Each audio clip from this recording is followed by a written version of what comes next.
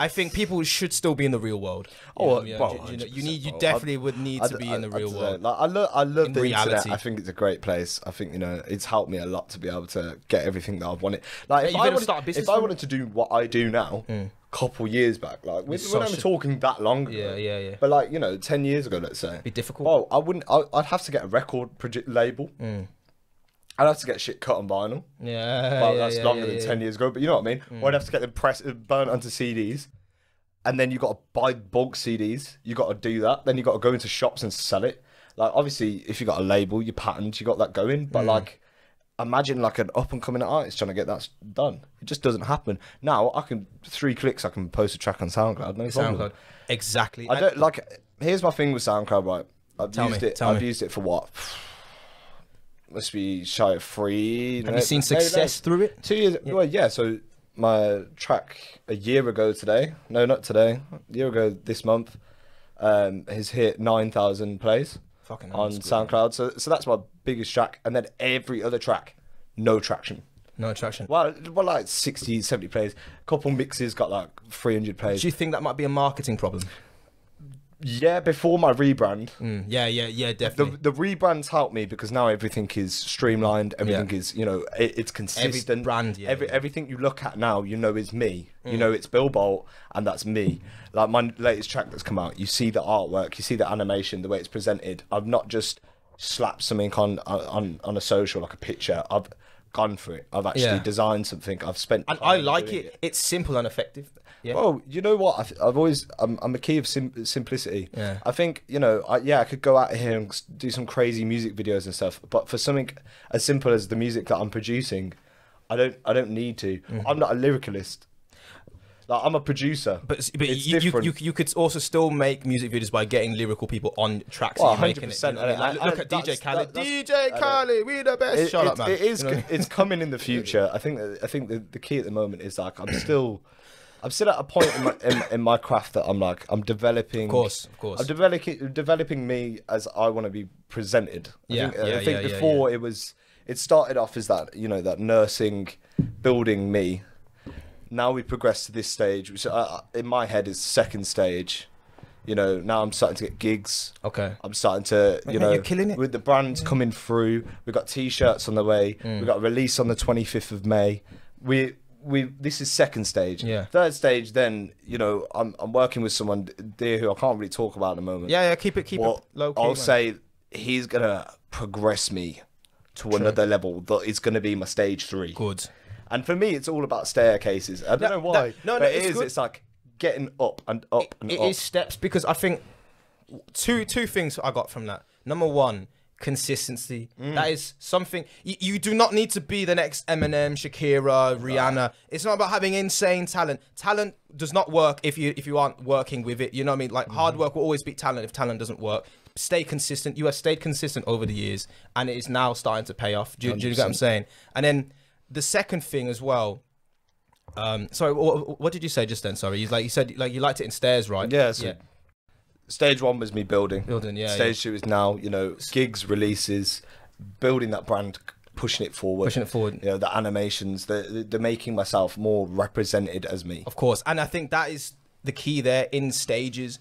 A lot of people, they see success as, I'm here, what I want is here. It's just a straight line. That's not how it works, man. That is not how it fucking works, mate, it's man. not. Like, I thought that when I was 18 and I dropped Birmingham Mine, I was like, yeah, man, I'm gonna fucking blow up, bro. Yeah, just release this a sick music video, bruv. And then I look back at it like 2 years, I'm like, what the fuck was I thinking, man? Do you know what I mean? But it, at the same time, yeah, I can cringe when I look at it, but it was also a lot of lessons there, and it showed me like success, like you have to fail so many fucking times, and like you have to like go up these stairs like really slowly until you boom, you hit your first, like you said, you hit your first milestone. Okay, now I'm starting to see how this works. You gotta climb the ladder and slowly escalate up, and that's 100%. How it works. But too many people, they don't want to put that work in for their dreams, and it's sad. It really is. It's sad to see, man. And it's like when I see people and they're like, oh, I wish I'd done this. I'm like, I hate that. I hate it. Me too.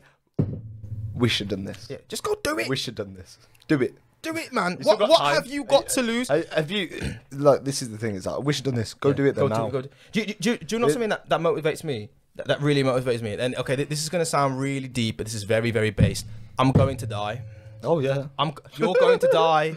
Everyone knows die, you are going to die. Like, so why would you not try and go as hard as you can with whatever you love doing or whatever you dream about? Like when you're lying in bed, man, or if you're going for a walk and you think, yo, like, imagine I did this, I went to this place and I spoke to this person, but I can't do that because like my boss is telling me, my girlfriend's telling me no, the people at work will laugh at me. Fuck that noise, man.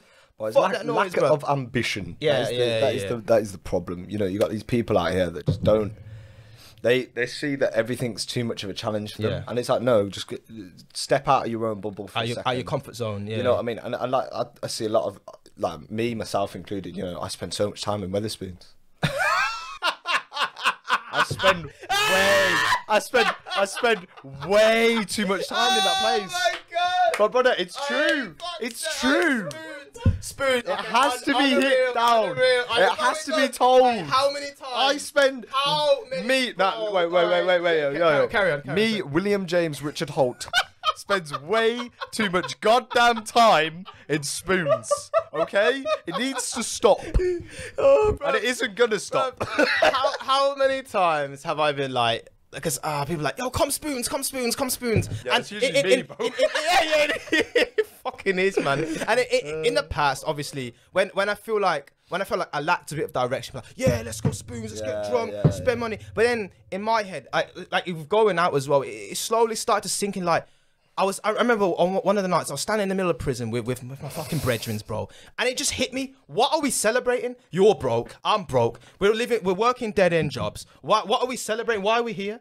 I'm not having fun. I'm broke, bruv. I gotta go to work on Monday, man. I gotta do some shit job I don't want to do, and it is pissing me off. I want more out of my life. Don't get me wrong. I fucking love spoons. Yo, I love spoons. As I stated in it, I ain't changing. Listen, I will always show my face in spoons every now and again because it is a bit of a guilty pleasure. But like, it's good now. Like since obviously moving away, like I live in Cornwall now. We forget that. Like, Falmouth, right? Yeah, Falmouth, and it's like. I'm never in spoons in Falmouth. Yeah. Now I feel like you're grinding in Falmouth. Yeah, but when I'm in Falmouth, I'm either making tunes, working, or I'm at uni. They're the three. I can't wait for uni to be over. God. Really? I thought, what for you? Bro, I cannot wait. I've got what? Couple weeks. Not even that, bro. 3 weeks. I'm done. Is it just the work getting too much? No, it's just like, bro. Everything at uni. Yeah. So you can see it like this, right? Every single thing. Is put down, and every single thing is looked at by a lecturer and scrutinized and heavily. You cannot actually be creative on a creative course. That's terrible. That's terrible. And it's the way that education systems have been made. It's not. They need to be reformed. Yeah, they massively. do. But the problem is, it's not going to happen. And it's like I'm paying $9.5 grand a year, right? I've done 4 years. Okay, one of them, I was a mess. I was a serious mess. You remember when I left for uni? I wasn't right. I wasn't me. Yeah. I was very just out of it. I had a lot going on in my head. Yeah. You know, uncle had passed away the day that I left for uni. I went to his funeral the day before I went to uni. Oh, so imagine, God, like, I landed in uni, bro. and I was already on a rough one. Like, I've just broke down in front of my whole family, crying because of my uncle passing, like, and all that, and then going to uni then and having to go make new friends, not knowing anyone. It was crazy, and luckily, bro, like I met incredible people. I had a great time. You're a personable guy, Will. I'm bro, and like, you know me. No matter the social situation, I'm fine. I'm fine with that. I'm lucky. I'm very gifted with that. You're charismatic, and it is true. But I know that with a lot of other people that I met through time that aren't like that. Nah, they struggle. They really do struggle with it, and I see that, and it's like I try and bring out the best in them through it, because that's all I can do is just be that. I am that loud guy. I am that Don that chats shit. But you have a half gold. But of course, you have a half gold, man. I think the key is, isn't it? Like, I mean, you know my family. They're lovely people. Yeah. Like, I've grown up with a mother who's, oh my God, incredible. A father who's incredible, and a sister who's on a different planet of just, you know. You've got a loving family behind you. I've got a great family. You've got a great nest. And I think that's what has made me just. I don't need to lie. I don't need to give a load of people a load of bollocks. Yeah. I don't need to upset people. I don't need any of that. Because you have a nest. Because you know, at the end of the day, they're morals that are just standard. It's like you keep people as happy as you can. That should be a standard. It is. I think this. I know it's challenging. Yeah. But it's not hard to be a nice guy. No, it's not. It's free. It's completely free, bro. Like, you know, manners, bro. Like today, I held the door open for someone in the pub, yeah, and this like guy is just going like, and I'm just like, mate, listen, look Mr. Macho Man. And I'm there like, yeah, you might have all these muscles up here, but you got a todger, mate. Shut up. You're nothing. Like, you're embarrassing, and I hate them people, and they're just like, oh, like, I'm bad, and it's like, no, you're not. You're a joke. You know what? Unfortunately, I think a lot of that stems from, I think, because you brought up a very interesting point. You said you've got, you know, a great dad, great mum, great sister at home. You have a very strong, loving family unit. I think a lot of people, unfortunately, that we live in a society full of broken homes. You know what I mean? Like a lot of single mothers, you know, raising like 3-4 kids, or like, you know, the dad's an alcoholic or the mum's a drug addict, and you kids in foster homes. And it is no, like, it's not a surprise that so many people have these riddled with insecurities, and you know, that they're all on this mad shit. And to be honest, it is sad that like this society's full of broken homes, and then like I wish something could be done with that, because everything starts from the family. If you think like you literally what you said there, I hear that, and I completely agree. But then we look at what I was saying earlier about my dad. That's true. That's very true. He's the most lovely man that I've ever met in my life. But I know times are different, and like, yeah, he didn't have anyone that was abusive towards him. It was just a very hard, challenging time for him. But he made it out of it. But he made it out of it. Yeah. I think, you're right. Challenges in the home are always going to affect someone's personality. It is. I see that. I'm lucky that I've got such a lovely family and whatnot. But you're humble with it. You're not one of these, you know, entitled, spoiled. Like, I've got rats. no time for them, bro, because I grew up with them. They're the other side of the coin, aren't they? They're long as well, man. My whole life, bro. When I was in primary school, with like me having dyslexia and stuff, I struggled at school. No, I know all about that. Dyslexia team. Dyslexia. Any creative is dyslexia. Yeah, that's fact. It's actually fact. It was more dyscalculia. I was terrible at maths. Oh, bro, don't talk to me about maths either, bro. We don't talk about that. I'm so happy I don't have to do any of that. Trust. But so yeah, I struggled at school, so I got kicked out of school. Did you? You got kicked out? How did I never know this? Oh, tell me about this. Bro, I didn't even know. I was so young. And then I went to some in Earlswood. They had me for a bit, and then my family were like, nah, this school's just not helping him, and he's just dropping behind. Yeah. So then I went to a private school, which in just next to. You know where is? Just across the road. You know where the. Go bet at the location, not gonna lie. I'm gonna have to... Oh, Ross, yeah, it's a primary school, brother. I forgot about that. Yo, we have to cut that thing out. Yeah, okay. Okay, bun that one, bun that one. Okay, but going back. Okay, obviously. but anyway, so yeah, that school. Yeah, so that school. I know where it is.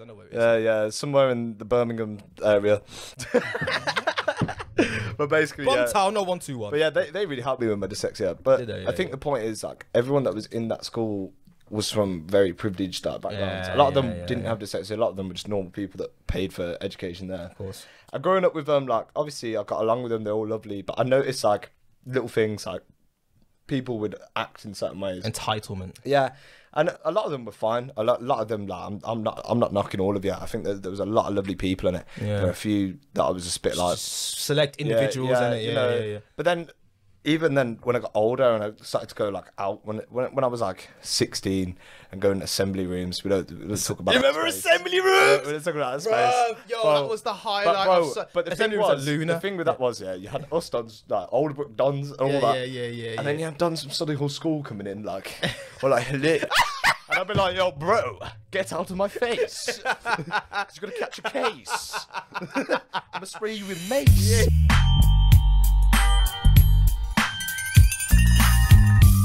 You know what I mean? Like, I've just had enough. Like, all of those dons, and like, there's a lot of them. Like, I remember them, and they'd all just be chatting waffle about what their family had. But like, yo, but that's not you, is it? Yeah, it's your family, it's bro. Your family done that. No, but I feel like as a kid like that, like, how can you not have? I don't know. I feel like this was me. Like, how I would have a burning passion to prove I can do shit I can create stuff myself. You know what I mean? I think the sad thing for me when I say that is, when I was younger, I did do that. Do you reckon? I think I did, because I felt like at the time I felt like I needed to fit in and I needed to be this person. Oh, bro, we've all been there. When I broke out of that, and I think it really did take me going to uni for that to 100% happen. The hammer home, yeah. It made me realise, actually, no, none of this matters, bro. Like, I've become myself by just getting rid of all that crap. Good. Going away. Fucking good. Now, Being me. You know what it is as well? You know what it is as well? Because when you're a kid, right, we live in this kind of like microcosm. It's home, school, maybe an extracurricular activity, see your friends, and then it's just the same thing again the next day. So your world is in so small when you're in school. So all these big things are like you're trying to fit in, hang with the popular, all this shit, go into parties and that. You're like, oh yeah, that's what matters. Nah, bruv, fuck that, man. Because like as soon as you finish like sixth form, college, school, bro, boom, you're in the real world now, bro. Yeah, so like I think it took you obviously going to Falmouth because then you realise, I'm like 100 miles away from home, more than that. and I'm meeting like all these like different types of people, and it just brings you a new reality. I think it humbles you. I think when you go to uni, you get humbled because you realise I'm skint. Yeah, fuck, I got no money. Bro, imagine I was never skint as a child. Like I always had a meal, and you know, things you don't normally. I wouldn't have like loads of money. But like I'd be fine. I'd have food. I'd have TV. Healthy. You know what I mean? Like I had the basic necessities of being a kid. But then going to uni, then like, and all of that sort of just disappears, and you're then like, because you're living off beans and toast because you drank too much, and then suddenly you're eating ramen.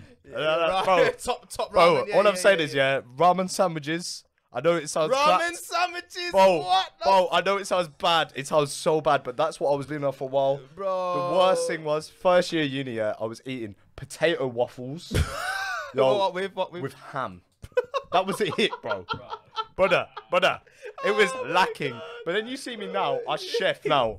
Used to be so bad, but now a chef. I've seen your food. I've seen, bro. Bro, if you can't tell I love food, you get me? Look at this, I'm man. loving it, bro. Nah, bro, I love food. Bro, like, and my girlfriend, like, she loves food, and like, she cooks. Oh, she cooks such good food. My mother, oh my god, she cooks such good food, bro. We want to talk about food, bro. It gets you going. I'm telling you now, my mum should have a fucking restaurant. Bro. I've said this for time, and then my mum goes, I don't want a restaurant. I was like, why? It's like, ruin it.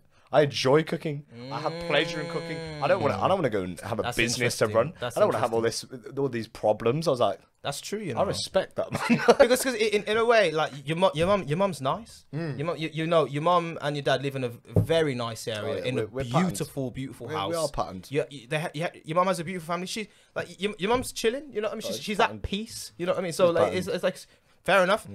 And I think maybe sometimes when you do what like you use a talent as a career, maybe it can ruin it for some people. Yeah, for sure. Not all, but for some people, I think it depends on it. It's like me at uni at the moment. I'm doing TV production.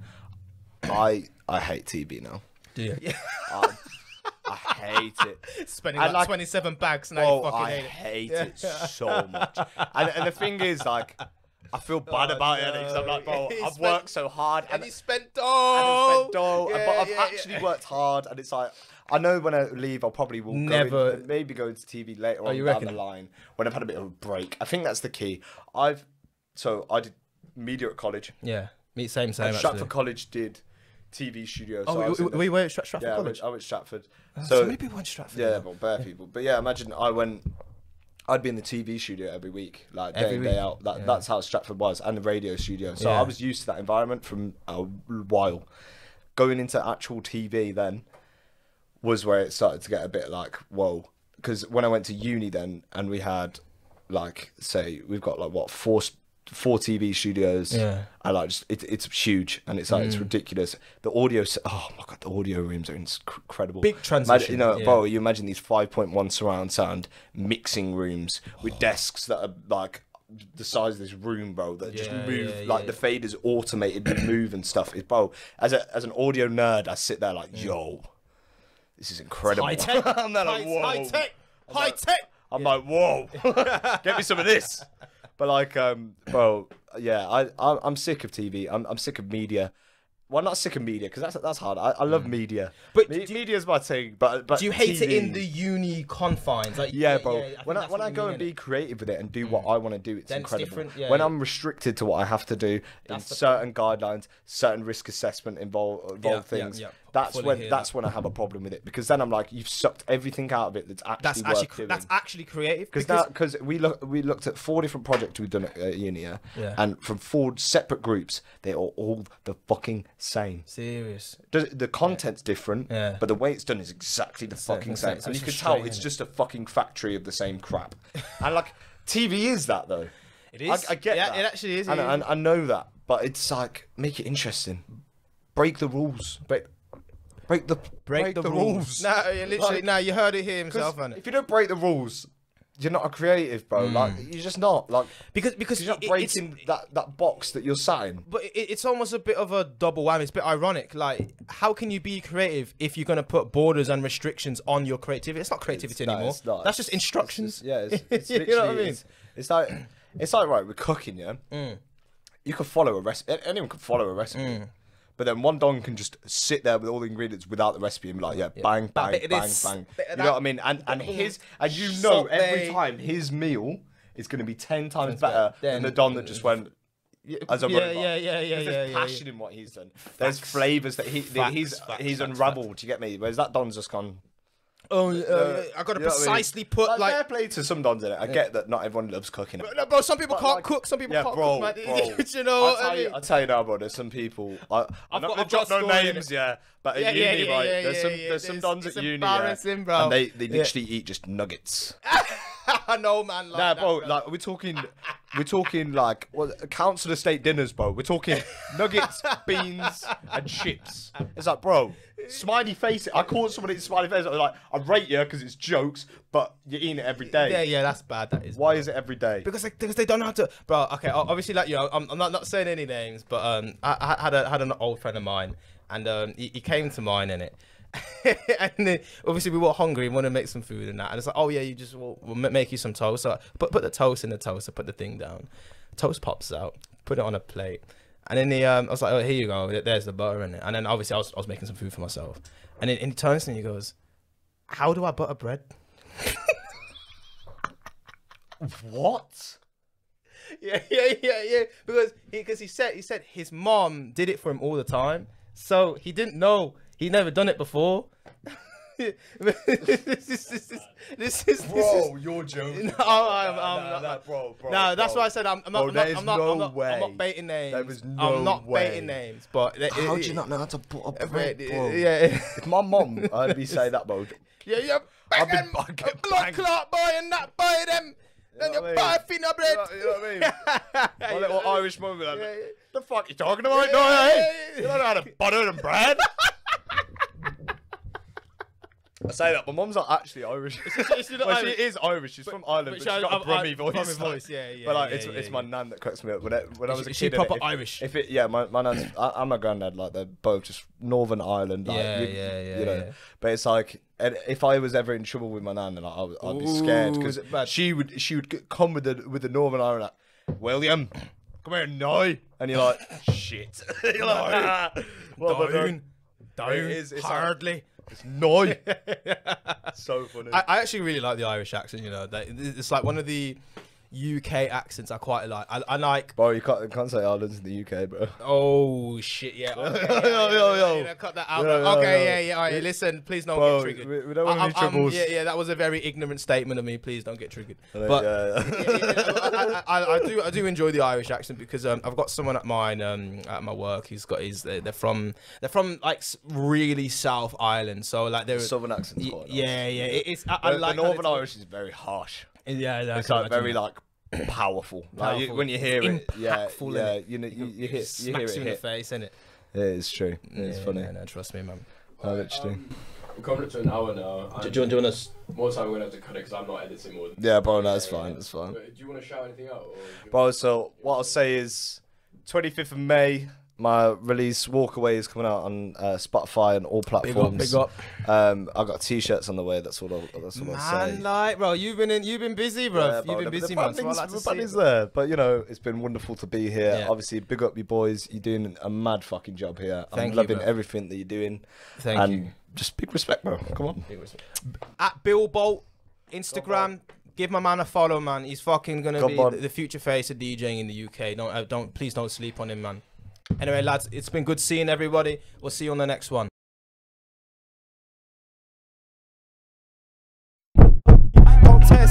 you're listening to the best. I ain't an average rapper, so I say that with chest. I'm stuck on time, 1-5 to make it rhyme. These the words and the lyrics on the top of my mind. I'm coming high and mighty with a flavour so spicy. With a flavour so spicy, I'm making my dough, I'm making my pee. Now we're aiming for the top, now the top you see.